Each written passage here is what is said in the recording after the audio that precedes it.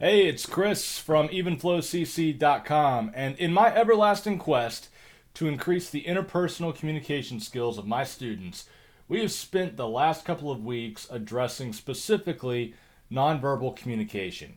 We all use it, oftentimes it's subconscious, but it's an extremely powerful form of communication. So powerful that 93% of the meaning we derive from a speaker comes from their nonverbal communication. Only 7% of the meaning from any speaker is derived from the actual words that they use. Now let's break down that 93% even further.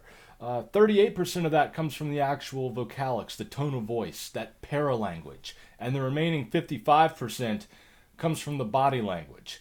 And body language can be anything from eye contact or lack thereof, gestures. Typically, when I talk to people, I'm gesturing. I'm not doing it so much now because it would look awkward with me bringing my hands up. To physical appearance. We always let's talk about Donald Trump right now. Everybody always goes after his hair. Some of us, like myself, don't really get a say in that matter. But body language is often such a powerful form of communication, and a lot of times we don't even realize that we're using it. I'll give you an example. Somehow, my wife has talked me into taking hot yoga, hot power yoga. Challenge accepted. Challenge not met.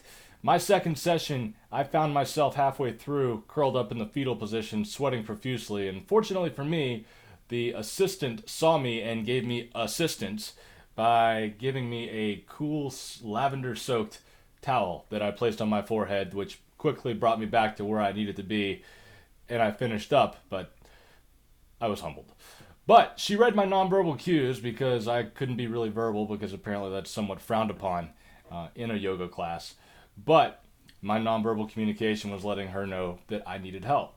What I'm going to do is I'm going to put a video at the bottom of this video, and it's a clip from the TV show Friends that a lot of us grew up with watching, and it illustrates perfectly. I mean, the whole purpose of the video is to illustrate nonverbal cues, but it really illustrates how the different characters use their nonverbal communication to get their meaning across. And it's just something I feel like we need to pay more attention to because we're not always aware of the way our body language communicates to other people. You know, it's that old adage, it's not what you say, it's how you say it. Well, this is exactly what we're talking about. And next time what we're going to do, this is going to be kind of a two-part video.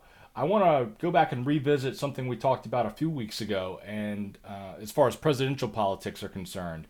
And I want to talk about Ronald Reagan and Bill Clinton and how not only were they master communicators, in my opinion, but they were specifically experts at nonverbal communication, from the gestures, from the tone of voice, from the vocal pauses. A vocal pause can be such a powerful nonverbal form of communication. And I want to look at that a little bit more, and then kind of take on a case study that's often cited, which was the presidential debate between Richard Nixon and John F. Kennedy back in 1960, and we'll talk about that a little bit more next time. So I'm interested in what you think. So why don't you if you get a chance, leave a comment below. Subscribe to the channel. Let's continue this conversation.